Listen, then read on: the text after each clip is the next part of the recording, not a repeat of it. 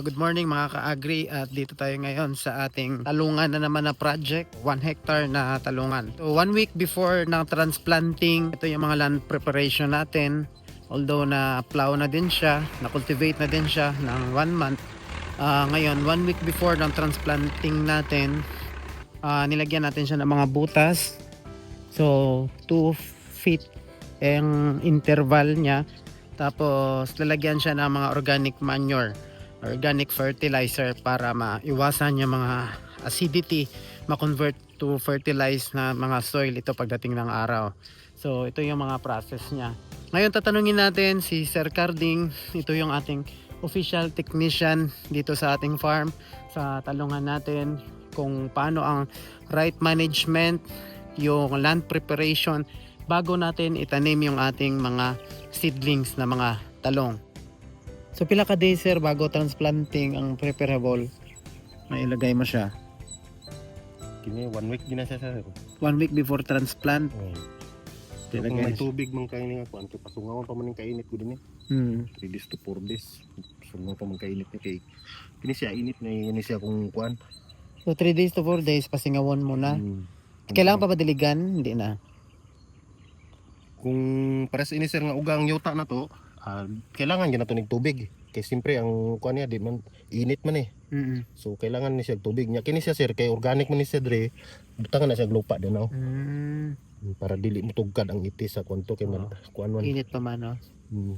Mag-adjust pa siya. Adjust pa siya. So diha na patong ng similya dala sa. Pero pabuklodon pa sir hindi na. Andi na ana na siya. Maula na siya. Dili ka. Yan na siya. Kailangan mo kunin siya diri sir nga mo medyo mulalom ni siya gmay diri kay para kung magbutang ta diri mga abono mga organic dili maadto dito sa kanal diri na sa bagay no. Linya lang niya. Ang gamot ini niya sir. Kaliwa kanan man ang gamot ini. Palibot. So ugna lang diri tanan ang imuhang mga abono mga fertilizer nimo organic. Sumakaon gid niya tanan kay dili naman mudagan dito sa kanal. Tama. So inig kadagko na pud sa talong ta sir mag-ana ni sa kadagko pag na to niyog rado pa ana diri. Kini siya mo isirbi mo rong harang siya diha. So kini siya murag mo ana ni siya sir lalom ning kuan. Para ang atong ginahaboy nga abono ug mga kuan organic anha lang gid siya sa tanom lang gid. Ati maayo. Hindi siya maayo nga sa iban. Nakabuklod na siya. So kung nakabuklod siya sir para sa ini sir pag maulan ni siya sir mudagan gid na siya diri pawos. Mudagan dito so layo na siya sa punuan. Tapos kailangan mo pa siya ulit na palahon na pod para mag-akyat. So gataas pero ang ang organic niya sir na gini diri sa baba. Kay mudagan man na pati abono nimo sir pag butang nimo abono diha biskin idilig pa nimo mudagan gid na diri paingon sir. So taas nagukulo ng gamot. Samantala kung medyo nadalom siya diri gamay kay ang gamot ang kuan niya dito gyud na paingon. Pati ang tubig sa ulan mukadto gyud sa punuan sa atsal sa tanong. Kung siya magkumpos sa mga acid. Convert niya from acid to fertile.